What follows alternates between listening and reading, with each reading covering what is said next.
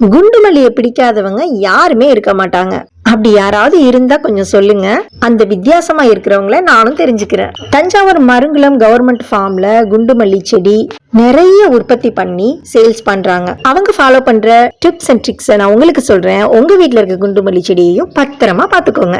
இப்போ இங்க பாட்டிங் பண்றது நல்லா வேர் வந்த மல்லிகை குச்சி. இதுக்கு முன்னால மல்லிகை செடி தாய் செடி அதுல ப்ரூனிங் பண்ணுவாங்க. கவாத்து பண்ணிருக்க நல்ல தேர்ந்தெடுத்த ஸ்டெம் எல்லாம் என்ன பண்ணுவாங்கன்னா, நம்ம முன்னாடி சொன்னது போல சாஃப்ட் மருந்துல நனைச்சிட்டு அதை ஒரு பெட்ல எல்லாத்தையும் நட்டு வச்சிருவாங்க. எல்லாமே பாத்தீங்கன்னா இந்த அளவு அரை அடி குச்சாதான் இருக்கும். அதுக்கப்புறம் டெய்லி வந்து மார்னிங் அண்ட் ஈவினிங் வந்து தண்ணி ஸ்ப்ரே பண்ணி அந்த பெட்டை வந்து ஃபுல்லா நல்லா கவர் பண்ணிடுவாங்க, வெயில் படாம இருக்கு. அதுக்கப்புறம் நல்லா வேர் வந்துரும். வேர் வந்த பிறகு அதை எடுத்துதான் இப்ப நீங்க பாக்குறீங்க பாத்தீங்களா, இது போல பாட்டிங்ல நடுவாங்க.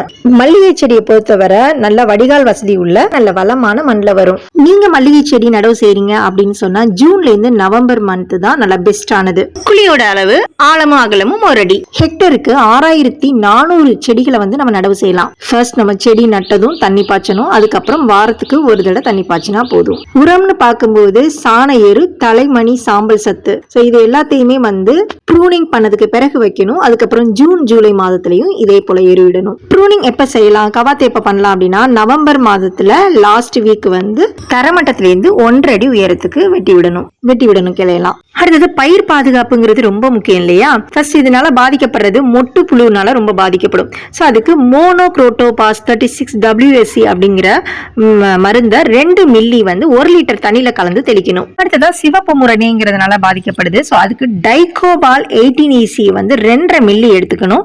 அதை 1 லிட்டர் தண்ணியில கலந்து தெளிக்கணும். அடுத்ததா 100 புழுனால செடி வந்து ரொம்பவும் பாதிக்கும். அதுக்கு டெமி குருணைகள் 10 கிராம் வந்து ஒரு செடிக்கு அளவுக்கு வேர் பகுதியை சுத்திலும் விடணும். அடுத்ததா வேர் அழுகல். வேர் அழுகலை வந்து நம்ம காப்பாற்றணும் அப்படின்னா காப்பர் ஆக்சி குளோரைடு 2.5 கிராம் 1 லிட்டர் தண்ணியில கலந்து செடியை சுத்தி மண்ணுல ஊத்தணும். அப்புறமா உங்க மல்லிகை செடிக்கு அயன் பற்றாக்குறையா இருக்கா, சோ அயன் டிஃபிஷியன்சியை எப்படி கண்டுபிடிக்கிறது? இலையோட ஓரத்துல எல்லாம் வெளுத்து போய் மஞ்சள் நிறமா தெரியும். நல்ல டார்க் கிரீனா இல்லாம இளம் ரொம்ப மஞ்சளா தெரியும். சோ அப்ப அயன் டிஃபிஷியன்சி. இதுக்கு வந்து இரும்பு சல்பேட் 5 கிராம் 1 லிட்டர் தண்ணியில கலந்து தெளிக்கணும். மல்லிகைப்பூ சீசன் அப்படிங்கிறது நம்மளுக்கு மார்ச் ஏப்ரல்ல இப்படி எல்லாம் நீங்க நல்லா கவனிச்சீங்க அப்படின்னா ஹெக்டருக்கு 8750 கிலோ மலர் கிடைக்கும் அப்படின்னு ஹார்டிகல்ச்சர் டிபார்ட்மெண்டே சொல்றாங்க. அடுத்துதான் ஒரு முக்கியமான கேள்வி, பூவை எப்ப பறிக்கலாம்? இதெல்லாம் ஒரு கேள்வியா? பூவை பூத்த பிறகுதான் பறிக்கலாம் அப்படி இல்லைங்க. பூவை காலையில 6 மணிலேருந்து 8 மணிக்குள்ள பறிச்சிட்டீங்க அப்படின்னா மார்க்கெட்டுக்கு கொண்டு போறது வரைக்கும் மலராமலும் வாடாமலும் அப்படியே இருக்கும். அதுவும் நீங்க பூவை மார்க்கெட் கொண்டு போறது 300 காஜ் அந்த திக்னஸ் உள்ள பாலித்தீன் கவர்ல நீங்க கொண்டு போனீங்கன்னா 72 மணி நேரம் மொட்டு மலராம ஃப்ரெஷ்ஷா இருக்குமா. இவ்ளோ விஷயம் நான் பண்ணையில கேட்டு தெரிஞ்சுக்கிட்டேன். அதை உங்க கூட ஷேர் பண்ணிட்டேன். உங்களுக்கு இது போல டிப்ஸ் அண்ட் ட்ரிக்ஸ் தெரிஞ்சிச்சுன்னா கமெண்ட்ல சொல்லுங்க. பாக்குறவங்க பயனடைஞ்சுக்கட்டும்.